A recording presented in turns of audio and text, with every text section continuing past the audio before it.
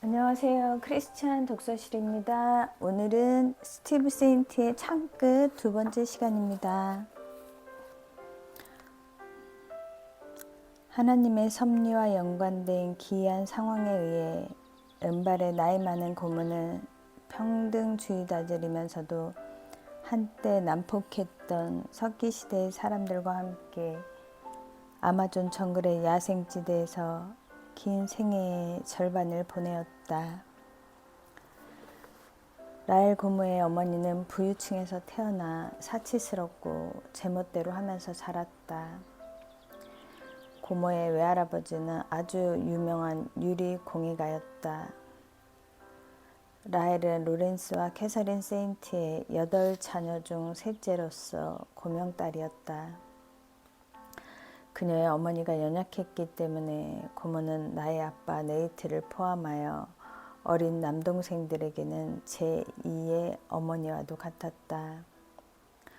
어린 소녀일 때 라헬은 자기 자녀가 하나도 없는 부유한 필라델피아 미망인의 관심을 사로잡았다. 그 여자는 할머니 캐서린은 거절했지만 라헬에게는 결코 만져보지도 못했던 여러 가지 물건들을 아낌없이 주었다. 유럽에서 여름을 보내고 돌아오는 길에 뉴 잉글랜드에서 예전에 돈 많은 집들이 늘상 그러했듯이 부유한 미망인은 라헬에게 자신의 상속자로 삼기로 결정했다는 사실을 알려왔다. 그 유산은 그녀의 어머니가 절실하게 필요로 했던 결핵 치료, 남동생들을 위한 좋은 교육, 그리고 재정적 보호자로서 그녀가 이미 양육하고 있던 가족의 필요를 확실히 보장해주는 것이었을 것이다.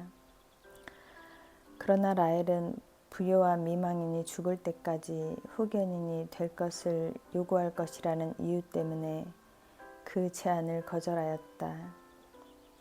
나는 이미 하나님께서 나의 생애에서 원하시는 것은 무엇이든지 하겠다고 헌신했습니다. 나는 내가 하나님께 약속한 것을 타협하게 만들 수도 있는 어떤 헌신도 할 수 없습니다라고 미망인에게 말하였다. 어떤 종류의 거절에도 익숙하지 못했던 부요한 미망인은 고마움을 모르는 라헬의 태도와 이상주의를 심하게 꾸짖었다. 그녀는 라헬과 그녀의 가족을 위한 어떤 도움의 희망도 즉각적으로 끊어버렸다. 너는 나에게서 단 1센트도 받지 못할 거야, 배은망덕한 계집애야 라고 라헬에게 알려왔고 그녀는 그 말대로 실천하였다. 몇 년 후에 그녀가 죽을 때 유언 집행자를 통해 라헬에게 골프할 때 쓰는 값싼 한 세트의 손목들을 보냈다. 그것은 그녀가 소유했던 유일하게 값싼 물건이었지라고 라헬 고모는 나에게 말했다. 거절감을 느끼면서 또 가족들이 그녀의 성급하지만 원칙에 따른 답변에 대하여 어떻게 생각할지 모르는 가운데 라헬은 돌아오는 여객선 뱃머리에서 남의 눈을 피해 숨어 있었다. 대서양 한가운데서 그녀는 정서적으로 그리고 영적으로 자신의 사랑을 바친 그분에게 그녀의 마음을 쏟아부었다. 그녀는 내가 그녀와 함께 정글에서 오래 머물 때 이렇게 말했다. 이 일은 전에도 그 후에도 결코 일어나지 않았단다. 그러나 내가 그 뱃머리에 있는 동안에 주 예수께서 그들을 사랑했다는 것을 결코 들어본 적이 없었던 검은 피부색을 가진 한 부족에 대한 환상을 보았단다. 그리고 하나님께서는 만일 내가 그분에게 계속하여 충실하기만 하다면 어느 날 내가 그분의 소중한 사랑과 평화의 말씀을 그들에게 전해주는 자가 되는 특권을 허락해 주실 것이라고 약속하셨단다. 그녀는 고등학교를 마친 후에 마약과 알코올 중독자들을 위한 크리스천 센터에서 12년 동안 보냈다. 남동생들이 적절한 교육을 받기 위한 재정적인 도움이 필요하였다. 그녀는 동생들에 대한 책임을 다 감당할 때에 하나님께서 그녀에게 하신 약속을 지키실 것이라고 생각하였다. 라헬은 나이 제한을 넘긴 후였지만 위클리프 성경 번역 선교회와 성경 번역 후보자로 들어가 잠정적으로 페루에 파송하여 사람을 사냥하는 족속과 함께 사역하던 한 성경 번역자를 대신하였다. 도중에 그녀는 에콰도르에서 선교사로 사역하던 나의 부모 네이트와 마르를 방문하기 위하여 기착했다. 아빠는 그녀를 여러 정글 정거장의 비행기로 안내했고 그 과정에서 아우카 영토의 주변을 조심스럽게 둘러보았다. 라헬은 예리한 관찰자였다. 라헬은 왜 아빠가 그 지역 상공을 피해서 비행했는지 물어보았다. 아빠는 이렇게 설명해 주었다. 저 정글 지역은 경계선을 범접했던 외부 세계의 어느 누구든지 살해해 온 족속이 살고 있는 곳이지. 만일 우리가 거기에 불가피하게 착륙하게 된다면 비행기 추락 사고에서는 살아남을 수는 있겠지만 아우카의 공격에서는 살아남지 못할 거야. 라헬은 나에게 이렇게 말했다. 네이트가 그 말을 하자마자 나는 곧 그들이 하나님께서 나에게 그분의 복음을 전하게 할 바로 그 사람들임을 알았단다. 수년 후에 비극이 강타하고 아우카들이 아들처럼 사랑했던 남동생을 창으로 찔러 죽였을 때조차 그녀의 신뢰는 결코 흔들리지 않았다. 나는 와우다니 사람들이 무덤을 채우는 것을 지켜보았다. 키모와 듀이는 나를 지켜보고 있었다. 나는 수십 년 전에 이 지점 가까이에 있었다. 키모와 듀이는 그때에도 나를 지켜보고 있었다. 나는 겨우 14살이었다. 물론 예전에 그때에는 마을도 없었고 비행장도 없었다. 우리는 일단의 와오다니 사람들과 함께 다음 계곡에서부터 남쪽으로 걸어서 여행하였다. 나의 누이 캐시가 세례를 받기 원한다고 하였다. 아빠가 돌아가셔서 세례를 줄 수가 없었기 때문에 엄마는 캐시에게 그녀의 삶에 영적으로 영향을 끼친 몇 사람을 선택하라고 하셨다. 2살 아래였던 나도 이제 세례를 받을 때가 되었다고 결심하였다.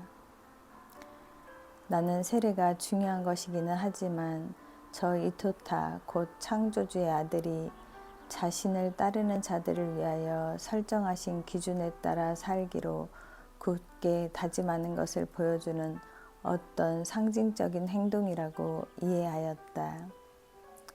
나의 사냥 친구인 이니와와 캐시 또래의 아오다니 여자아이 옹카에도 마찬가지로 세례를 받기 원한다고 말했다. 엄마는 언제나 나의 아빠와 내 친구들이 어디에서 살해당했는지를 보기 원하셨다. 그래서 엄마와 라헬 고모는 이 여행에서 그렇게 하기로 결정하였다. 우리는 아빠가 떠난 지 9년 만에 처음으로 아빠의 무덤을 방문하기 위하여 유엔군호 강까지 도보로 여행할 것이다. 그리고 거기에서 우리는 세례를 받을 것이다. 우리는 여러 시간 동안 질척거리는 정글의 길을 꾸준히 걸어갔고 그 다음에는 나무를 파서 만든 카누를 타고 장대로 밀어서 이웬군호 강 아래로 내려가서 어두워지기 바로 전에 도착하였다. 강변에는 남미 표범이 지나간 자국과 낚시질할 저녁거리도 있었다.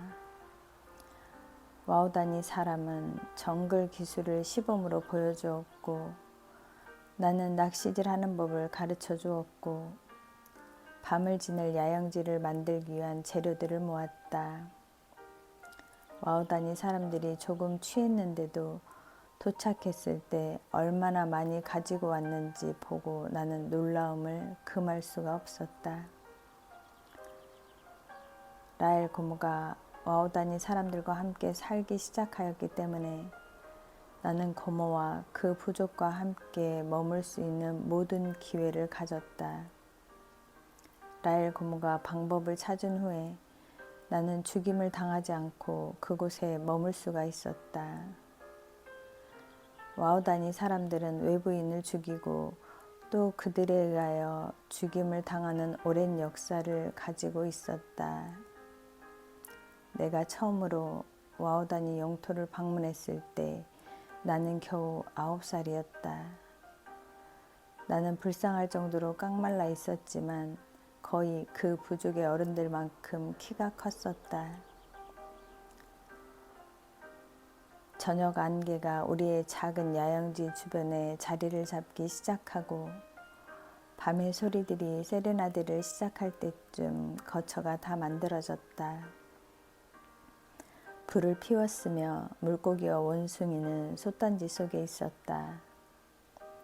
나의 책에서 그것보다 더 나은 상황을 얻지는 못했다. 그리고 언제든지 남미 표범이 돌아올 가능성도 남아 있었다.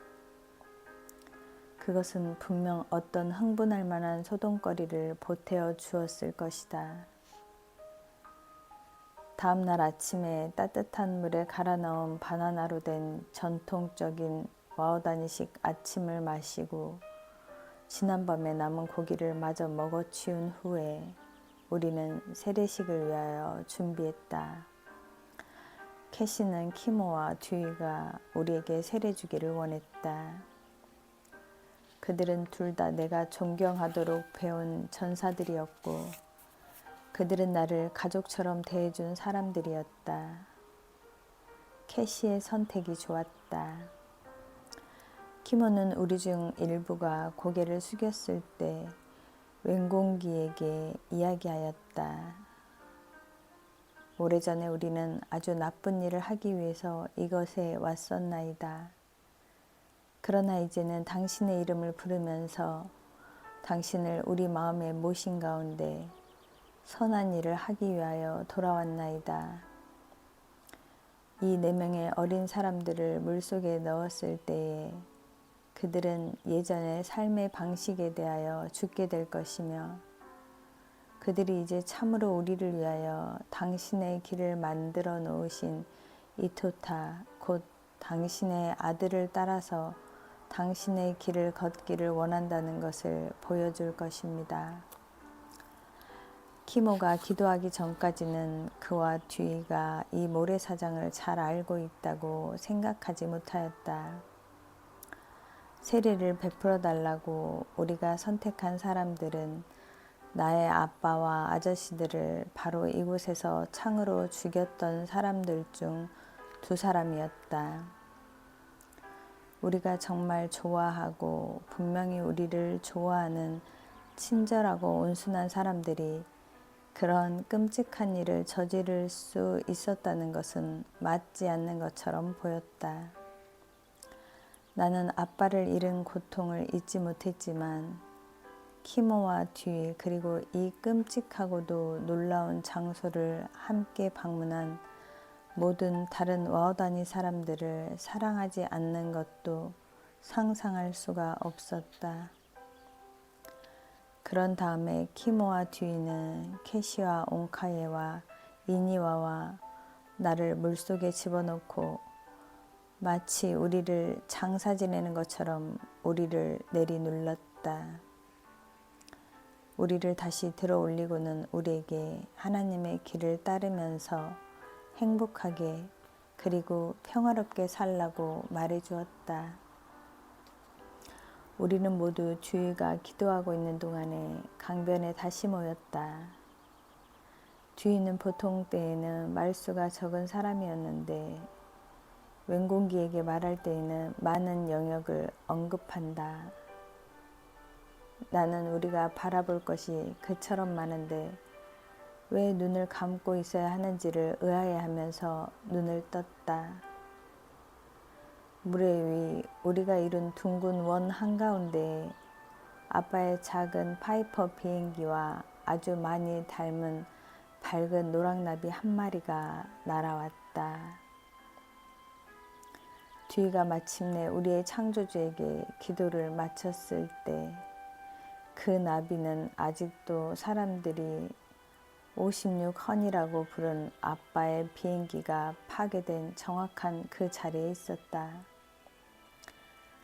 나는 키모와 듀에게 왜 그들이 그 비행기를 파괴했는지 물어보고 싶었지만 어떻게 질문할지를 몰랐다. 그리고 나는 라엘 고모가 허락하지 않으리라는 것을 알았다. 나는 또 왜 그들이 아빠와 다른 아저씨들을 창으로 죽였는지를 알기 원했다. 그러나 또다시 나는 침묵하고 말았다. 나는 캐시와 내가 같은 장소에서 우리 아빠를 창으로 죽이고 날이 넓은 칼로 난도질했던 것 같은 사람들에게 세례를 받았다는 것이 다른 사람들에게는 얼마나 이상할지를 이해하기에는 너무도 어린 나이였다. 이들은 라엘 고모가 사랑했던 사람들이며 그들이 아빠와 4명의 다른 선교사들을 죽이기 전부터 엄마가 기도해온 사람들이었다. 그들이 그랬듯이 미워하는 것은 결코 생각에서조차 떠오르지 않았다. 우리가 기도하기를 마쳤을 때에 와우다니 전사들은 우리 4사람을 데리고 강변에 있는 정글로 들어가서 하나님을 따르는 5명의 외부인들이 우리에게 하나님의 새긴 것들을 가져다 주기 위해서 그리고 우리에게 잘 사는 법을 가르치려고 왔을 때 그들이 잠자는 처소로 지었던 나무의 구루터기를 보여주었다. 그 시신들은 바로 거기에 매장되었다. 그러나 우리는 그때 우리 중 하나가 또 동일한 장소에서 죽어서 장사되리라는 것을 전혀 몰랐다. 또한 우리는 56헌이가 어느 날 여기에 다시 나타나리라는 것도 전혀 예상치 못하였다. 그 장지를 떠나려고 준비하면서 엄마는 4송이의 붉은 꽃이 근처에 함께 피어 있는 것을 발견하였다. 거기에 5송이의 꽃이 없다는 것이 오히려 이상한 것처럼 보였다. 그때 라엘 고모가 뒤로 조금 더 떨어진 곳에 하나가 더 있는 것을 발견했다. 나는 그때 에드 맥컬리의 시신은 아빠와 짐, 로저와 피트와 함께 매장되지 않았다는 것을 기억해냈다. 그의 시신은 강 하류 먼 곳에서 발견되었기 때문에 장사를 위하여 안전하게 다시 옮겨올 수 없었다. 분명히 그 5번째 꽃은 에드 아저씨를 위한 것이었다. 2번째 이야기, 카워디도 사냥할 수 있는가? 선교 비행협회의 비행기들이 방문객들을 모두 싣고 떠났다. 나는 마침내 아오다니족과 함께 혼자 남게 되었다. 마을에는 에노메나니의 한 그룹이 있었는데 그들은 내가 지금까지 만난 적이 없는 그 부족의 강하류 지역 사람들이었다. 그들은 분류상으로는 같은 부족이었지만 그들과 강 상류의 아오다니 쪽은 누구나 기억할 수 있을 정도로 과거에 동족 산잔의 갈등이 있었다. 분명히 에노메다니의 스타의 아들인 외부인이 방문한다는 말을 들었을 것이다. 그들은 내가 그 외부인 곧 바베라고 불리는 자라는 증거를 원했다. 그건 전혀 문제가 안 된다. 민카에는 에노메나니의 굿비트나 되는 불어서 쏘는 침 화살총 하나를 집어들고는 그들에게 증거를 보여줄 준비를 했다. 나는 그의 말을 조금밖에는 이해할 수 없었지만 내가 얼마나 훌륭한 사냥꾼인지에 대하여 자랑하고 있음이 분명하였다. 그는 단지 피부가 희다는 것 말고는 우리 중 하나와 아주 똑같아 라고 말했고 그들은 모두 웃었다. 그 침 화살총을 버팀대로 사용하면서 그는 내가 정글의 가장 사나운 동물군에게 어떻게 기어서 올라갈 수 있었는지를 설명하기 시작했다. 그러나 에노메나니족은 민카의 이야기를 듣기 원치 않았고 스스로 증명하기를 원하였다.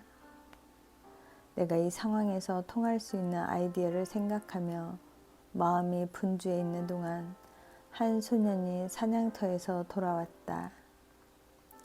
그 소년은 망태기 밑에 작은 새를 꿰어차고 있었다. 에노메나니 전사들 중 하나가 그 작은 새를 집어 가까운 나무에 기어 올라가서는 나무 끝 가지 하나에 붙들어 매었다. 나는 어떤 일이 벌어지고 있는지를 이해할 수 있었고 항의하였다. 나의 진정한 실력과 내 스승의 신빙성이 시험대에 올라 있었다. 나는 나무에 높이 매어 있는 새를 거의 볼 수 없었고 내가 볼 수 있는 것은 깃털들 뿐이었다. 만일 내가 그 모든 깃털들 밑에 감추어진 앙상한 몸체를 명중하지 못한다면 그 치마살은 그냥 통과하여 날아갈 것이다. 게다가 나는 거의 25년 동안이나 침 화살총을 사용하여 사냥을 하지 않았다. 나는 너구리들과 다른 짓궂은 동물들이 쓰레기를 파고 들어오는 것을 방지하기 위하여 사용했던 침 화살총 하나를 플로리다 집에 가지고 있기는 했다. 침 화살촉에 발라진 독은 너무 오래되어서 별 효과가 없었지만 이웃의 짓궂은 동물들은 쓰레기에 접근하는 것을 포기하였다. 그럼에도 나는 어릴 때부터 중요한 사냥을 위하여 침 화살총을 사용해 본 적은 없었다. 와우다니 영토의 6,000 평방마일을 포함하고 있는 아마존 정글은 북다코타주의 황무지까지 펼쳐지는 녹지의 바다와도 같다. 그 지역은 울퉁불퉁하고 축축하다. 강우량은 아마존 공기에 덥고 습한 태양이 안데스 산맥에 부딪히며 서쪽으로 밀어붙이면서 1년에 30비트까지 올라갈 때도 있다. 수증기의 일부는 가파른 경사지들을 거슬러 올라가서 그 정글을 내려다보는 1년 내내 눈으로 덮여있는 봉우리들 위에 빙하를 형성해 준다. 봉우리의 공기가 충분히 차갑고 건조하기 때문에 높은 비탈에 매장된 잉카인들은 아직도 놀라우리만큼 잘 보존된 건조하여 냉동된 상태로 발견되기도 한다. 이 다우림 지역에서 숲은 너무도 짙게 우거져 있어서 정글 바닥은 거의 암흑색이다. 내가 와우다니족 식량의 상당 부분을 차지하는 색다른 동물들을 사냥하는 법을 배운 것은 바로 이 신비스럽고도 놀라운 세계에서였다. 와우다니 사람들은 정글 안에 그리고 땅에 살고 있는 큰 동물들을 단단한 나무로 만든 창으로 꿰질러 잡는다. 그러나 전사는 창으로 꿰질러 잡기 위하여 맥이나 멧돼지나 사슴에게 2~3피트의 사정거리 안으로 접근할 정도로 신속하게 움직여야 한다. 질긴 가죽과 힘줄을 꿰뚫을 정도로 충분히 깊게 단단하고 뾰족한 나무 창살을 죽도록 꿰찌르기 위해서는 강력하게 찔러대는 힘이 요구된다. 자부심과 배고픔은 와우다니 사냥꾼의 가장 큰 자산이다. 아직 창을 사용하기에 충분할 정도로 힘이 없는 어린 소년들은 정교하고 고무적인 와우다니 침 화살총을 가지고 사냥을 시작한다.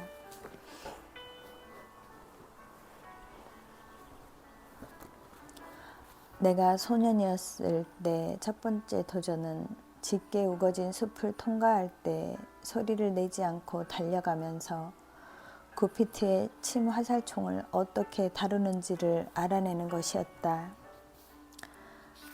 내가 둥지에 있는 투칸이나 커다란 미코 앵무새에게 소리를 내지 않고 기어서 접근하려고 할 때마다 나는 언제나 그 화살총의 한쪽을 무엇인가에 탁 하고 부딪히는 것처럼 되었다. 나의 미숙함은 종종 의도했던 사냥감을 깜짝 놀라 도망치게 만들었다. 원숭이의 사냥은 또 다른 도전이었다. 오래전에 원숭이 소리를 들을 수 있다. 원숭이들은 위에 있는 닷집에서 서로를 응시하면서 소리를 지르고 꼬주져대기 때문이다. 나는 정글 속에서 와우다니 소년들을 따라다니곤 했는데 그들은 근처의 사냥감 소리를 들을 때 놀랍게도 정글의 야생 동물들은 놀라게 하지 않는 특별한 소리로 말하기 시작하곤 했다. 개별적으로 확인되는 말보다는 짧게 끊어서 순간적으로 내뱉는 소리로 서로를 부를 때 그들의 음성은 음조가 높은 소리로 바뀐다. 나는 실제로 그들이 말하는 것을 이해하기 전에 음조의 높이와 변화를 통하여 그들이 의사소통하는 것을 분간하는 법을 배웠다. 일단 우리가 자리를 잡으면 다음 도전은 끝부분에 독을 바른 치마살을 새나 동물을 향하여 일직선상에 폼을 썬 궤적을 따라 쏘아대는 것이었다. 이것은 많은 연습과 놀랄만한 기술이 요구되는 일이다. 종려나무의 연한 잎줄기로 만들어낸 치마살은 공기 역학에 맞게 조금씩 깎아서 만들어야 한다. 불에서 나오는 열로 치마살을 단단하게 만들면 마치 발바닥 길이의 날카로운 이쑤시개와 같은 모양을 하게 된다. 원숭이들과 다른 나무에 서식하는 동물들은 한 방에 치마살로 잡기에는 너무 큰 동물들이다. 그때 치마살은 움에 곧 독을 운반하는 수단일 뿐이다. 와우다니 사람들은 내게 특별한 종류의 포도나무의 얇은 껍질을 긁어서 독을 만드는 법을 가르쳐 주었다. 근육이 마비되도록 하는 독은 여러 국가에서 수술 시 사용하는 독이란 약이다. 환자가 일단 잠들면 이 독은 환자를 일시적으로 마비시키는데 환자가 수술하는 동안 경련을 일으키거나 움직이지 못하게 한다. 와우다니 소년들은 인내심이 있으며 끈질기다. 그들이 나에게 사냥법을 가르쳐주는 대신에 나는 비행기, 나사, 라디오, 그리고 바깥 세계에서 온 다른 놀이들을 가르쳐 주었다.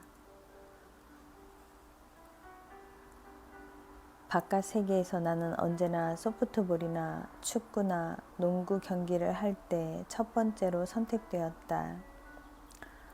정글에서는 손재주가 없는 얼간이가 되는 것이 창피한 일이다.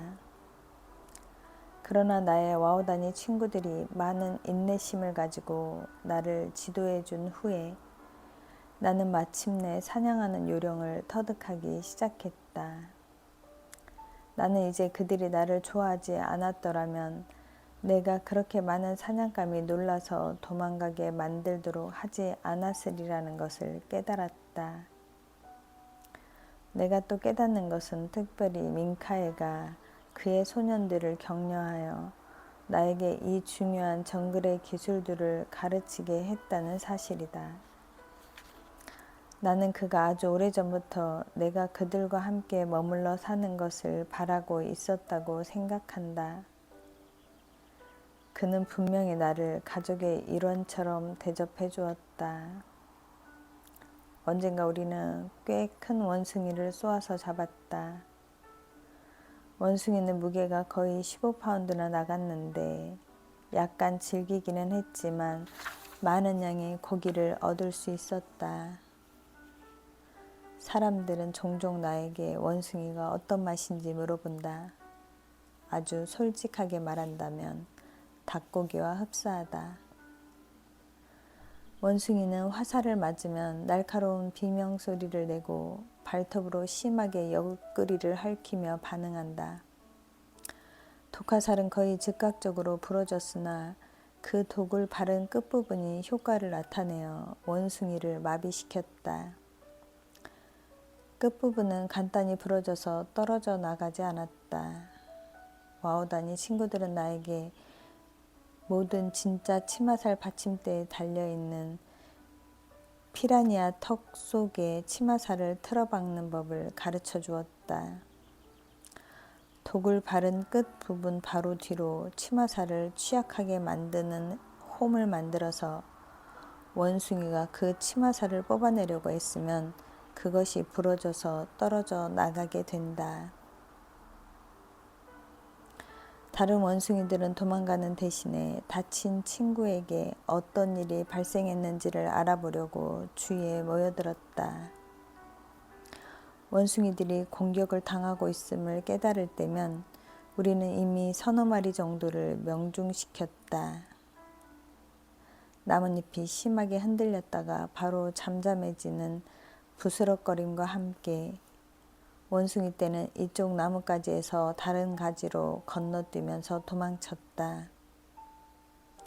소년들은 도망가는 원숭이들을 쫓아서 사라졌고 나는 완전히 혼자가 되었음을 깨달았다. 나는 놀랐고 어찌할 줄을 몰랐다. 나는 아직 알지 못했지만 이런 것들은 내가 익숙해져야 할 감정이었다. 이런 의존감은 수년 후에 나의 부족 친구들이 그들의 세계가 내게 그러한 것처럼 그들이 또 다른 세계를 대면하는 것을 배워야만 했을 때 그것이 얼마나 이상하게 느껴질지 이해하는 데 도움을 줄 것이다.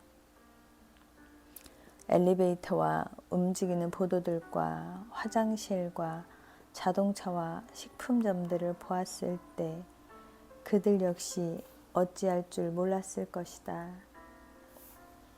정글에서 길을 잃어버린다는 것이 어떤 것인지를 기억하면서 나는 주변 상황을 알고 있으나 그들은 알지 못할 때에 그처럼 느끼도록 만들지 않았으리라고 굳게 다짐하곤 했다. 나의 친구들이 원숭이들을 쫓아서 사라졌을 때 나는 어떻게 마을로 돌아갈 것인지 아무런 생각도 하지 못했다. 만일 내가 그 길을 찾을 수 있었다고 할지라도 나는 내가 돌아가는 길을 발견할 수 없었을 것이다. 와우다니 사람들은 불필요한 일들에 노력을 기울이느라 낭비하지 않는다. 그에게 길은 단지 자신의 영역 안에서 한 지역에서 다른 지역으로 효율적으로 이동하기 위하여 불필요한 에너지를 소모하게 만드는 명백한 장애물들을 제거한 것뿐이다. 그들은 실제로 어떤 길을 만들어 놓지는 않는다. 그들은 단지 그것을 이용할 뿐이며 길을 충분히 자주 이용하면 결국에는 한 길이 밀림 속의 주위 덤불 가운데 눈에 띄는 것뿐이다. 사냥하는 길은 결코 눈에 띄게 드러나지 않았다. 내가 뒤처져서 남겨진 처음 몇 번은 죽도록 무서웠다. 와우다니 사람들조차 정글에서 홀로 밤을 보내는 것을 좋아하지 않는다. 만일 그것이 정글 생존에 있어 박사학위를 가지고 있는 그들에게도 두려움이 된다면 나에게는 더 말할 것이 없는 것이다. 나는 겨우 유치원생에 불과했지만 만일 그들이 나를 찾지 않는다면 나는 그들을 결코 찾지 못할 것이라는 것 정도는 충분히 알아차렸다. 마침내 나는 내가 어디를 가든지 무슨 일을 하든지 그들이 나를 찾지 않는다는 것은 실제로 불가능한 일이라는 것을 깨달았다. 만일 그들이 도망치는 동물들의 지나간 흔적을 추적하여 따라갈 수 있다면 이제 겨우 입문한 카워디가 남겨놓은 표시들은 AAA 여행사의 지도와도 같을 것이다. 이제 강 하류의 부족민들 가운데 나의 위치는 침 화살총으로 작은 새 한 마리를 맞추는 불가능한 도전에 달려 있었다. 나는 이 침 화살총을 결코 사용해 본 적이 없었다. 각 침 화살총은 와우다니 사람들이 만든 다른 어떤 것과 마찬가지로 독특하다. 나는 심지어 이 특정한 무기를 관통해 나가는 구멍의 크기조차 알지 못했다. 구멍의 크기는 내가 솜과 같은 K폭을 얼마나 많이 침 화살에 비벼서 넣어야 하는지를 결정할 것이다. 그러면 내가 그 침 화살총에다 불어대는 입김의 폭발로 화살은 긴 대롱을 통과하고 공기를 통과하여 작은 나의 표적인 새를 향해 돌진할 것이다. 나는 침 화살을 준비하고 적당하다고 느껴질 때까지 K폭을 첨가하였다. 나는 상당히 똑바른 침 화살을 선택하여 약간의 곡선이 되도록 구부린 기억이 났다. 나는 에노메나니 사람들이 적어도 내가 그 침 화살에 K폭을 적당히 감아서 넣는 법을 알고 있음을 보고 놀랐다고 생각한다. 그 과정에서 이 작은 단계조차 연습이 필요하다. 만일 K폭의 뭉치가 모양에서 공기 역학적이 아니라면 그 침 화살은 똑바르게 멀리까지 날아가지 않을 것이다. 나는 할 수 있는 한 오랫도록 머뭇거리면서 불가피한 선택을 하였다. 내 손을 8인치 정도만 간격을 띄우고 오래전에 배웠던 것처럼 그 긴 무기를 잡았다. 어색하게 보이지만 언제나 45도 이상의 각도로 쏘아야 한다는 사실 때문에 필수적으로 요구되는 일이다. 에노메나니 사람들은 침 화살을 내가 쏘아보았다는 것을 깨닫고 어쩌면 내가 최소한 표적에 접근할 것이라는 의심스럽지만 긍정적 기대를 가졌을 것이다. 나는 큰 숨을 들이켰다.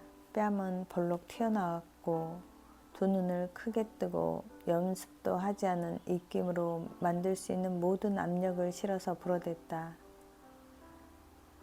테테우테. 민카에는 즉시 와우다니 사냥꾼들이 사용하는 전통적인 방식인 맞추었다라고 자랑하는 모습을 보이면서 이리저리로 뛰기 시작하였다. 나는 나의 치마살이 어디를 맞췄는지조차 보지 못했다. 화살이 새에 붙어 있는 것으로 보이지는 않았지만 매우 가까이 접근했음에 틀림없었다. 작은 새가 그것을 붙잡아 매는 데 사용한 실에서 회전하고 있었기 때문이다. 그런 다음에 새는 뒤로 젖히며 틀어졌고 나는 민카이가 무엇을 자랑하고 있는지를 알았다. 나의 치마살은 그 새의 앙상한 목 중심부를 관통하여 붙어 있었다. 이와 같은 순간에 얌전하게 있는 것은 와우다니 방식이 아니다. 전통적인 거만함을 보이면서 나는 그 침 화살총을 주인에게 넘겨주었고 그에게 비토디에 즉 당신은 어떻소? 라고 도전하였다. 30분 후에 모든 사람은 나의 사격술 솜씨를 재현하려고 자기 손을 놀리고 있었다. 그들은 나에게 더 시도해보라고 제안하였지만 나는 운명을 시험하려고 하지 않았다. 내가 처음으로 표적을 맞춘 것은 섭리처럼 보였다. 내가 만점 스코어를 망칠 모험을 할 이유는 절대 없었다. 와우다니 사람들은 세상의 다른 모든 사냥꾼들과 같은 모습이 있다. 사냥 경험담을 더 많이 말하면 말할수록 그 출처는 더 커지고 위험스러워지며 또 계속 말하는 이들의 역할은 더 장엄해지게 마련이다. 그날 밤에 에노메나니 사람들이 음식을 만드는 불 주변에서 어떤 이야기를 나눌지 나는 다만 상상할 수 있을 뿐이다. 가능한 일들은 민카에가 나의 믿을 수 없는 사격에 대하여 적당한 인정을 분명히 받도록 이야기를 전할 것이라는 것, 그리고 그가 이 백색 피부의 외부인을 그처럼 와우다니 사람들과 같은 수준이 되도록 가르친 것에 대한 인정을 받게 될 것이다. 원주민 치키타이다족에서 나온 대다수의 와우다니는 스타를 장사 지내기 위해서 토니안파데 마을에 모였다. 젊은 사람들이 침 화살총 경기를 마치고 있는 동안에 내가 속해 있던 부족민들은 나를 멧돼지와 카사바 녹말 음료를 먹도록 다유메우 오두막에 초대하였다. 그들은 어떤 심각한 일을 생각하고 있는 것처럼 보였다. 나는 그것이 어쩌면 라엘 고모를 장사 지내는 침울한 때였기 때문이라고 생각했다. 마침내 나의 부족민 할머니인 다와가 그들의 문제를 끄집어내었다.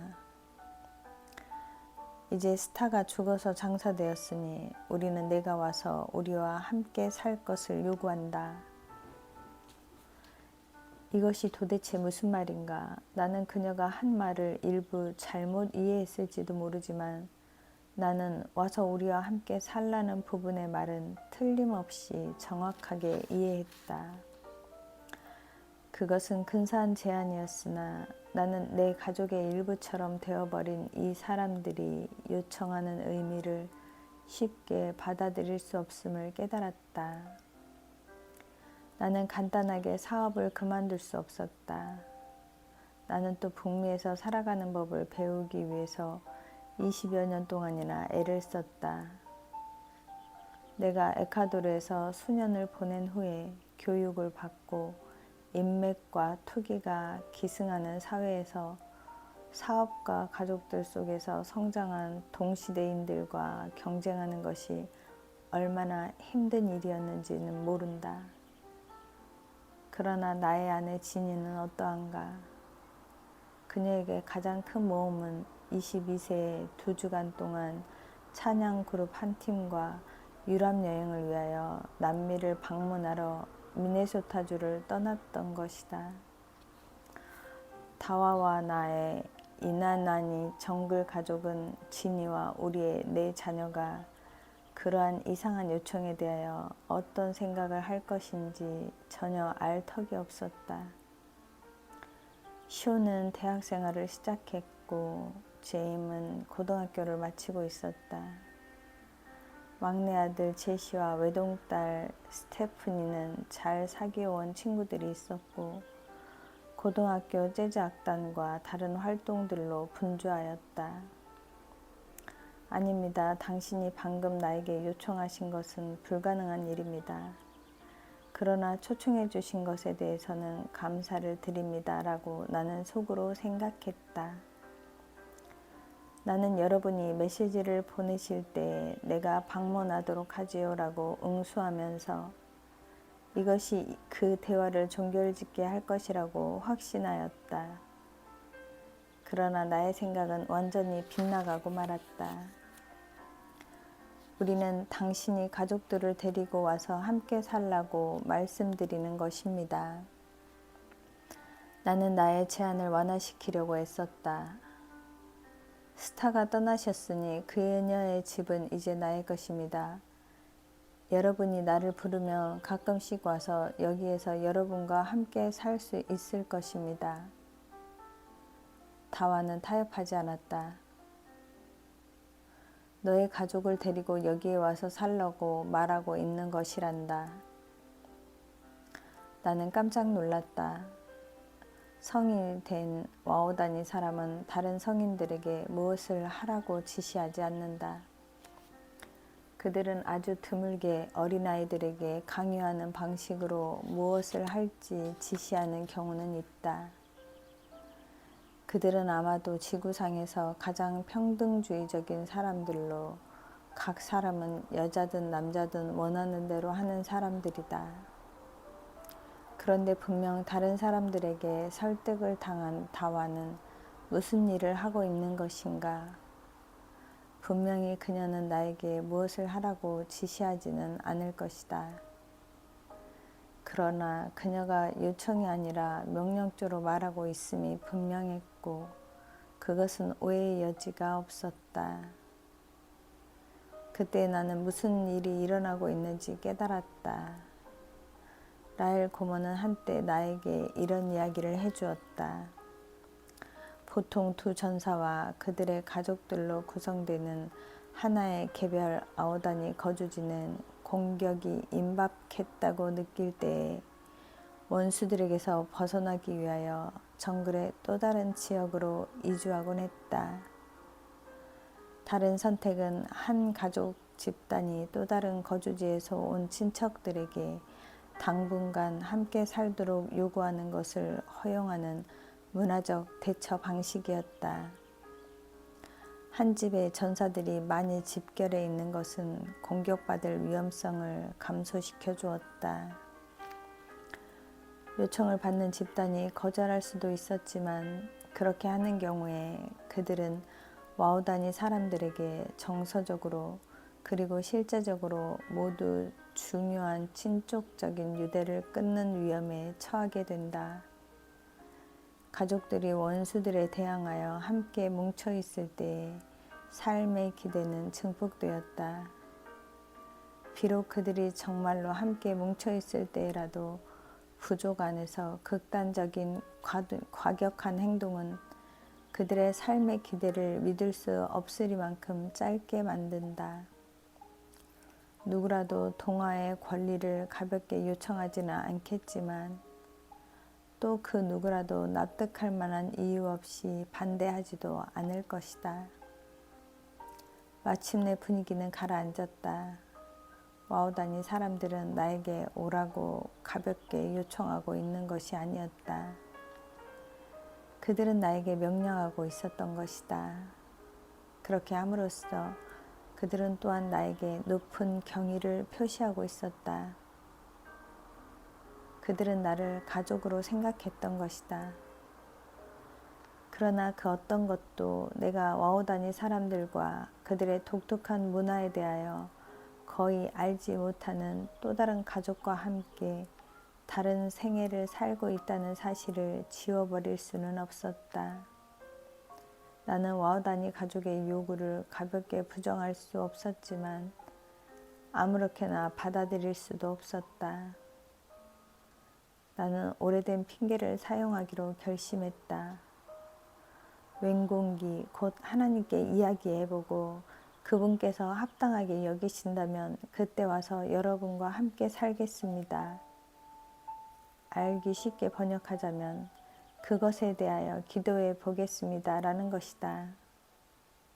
그러나 내가 진짜 의미했던 것은 여러분이 요청하신 것을 하고 싶지는 않지만 또 아니라고 거절하고 싶지도 않으니 하나님의 뜻을 구해보는 신용을 해보고 후일에 답변을 드리겠습니다.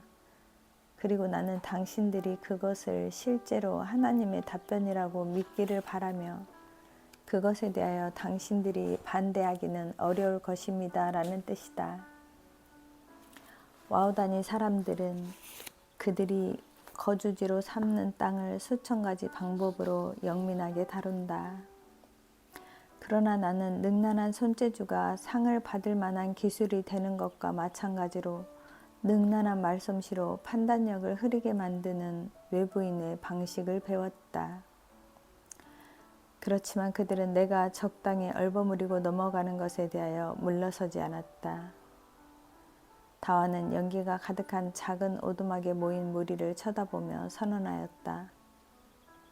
이미 웬공기에게 이야기해 본 결과로 나는 그분이 그것을 합당히 여기고 계심을 압니다. 모든 사람들 중에 내가 어떻게 나의 와우다니 친척들을 그처럼 쉽게 과소평가할 수 있었단 말인가.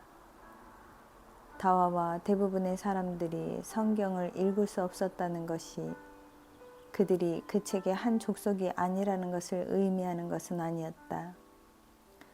또 그들이 그 책이 창조주와 그분의 피조물과 이야기하기를 원하시는 것에 대하여 가르친 것을 이해할 수 없었음을 의미하는 것도 아니었다. 나는 짐짓 겸손한 채 했던 태도가 부끄러웠다.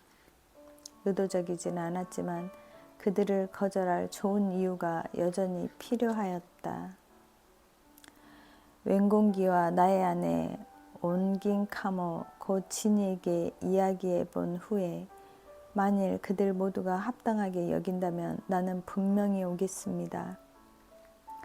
와우다니 사람들이 하나님과는 이야기할 수 있을지 몰라도 그들 중 아무도 진이와 접촉할 수는 없으리라는 것을 알고 있었다.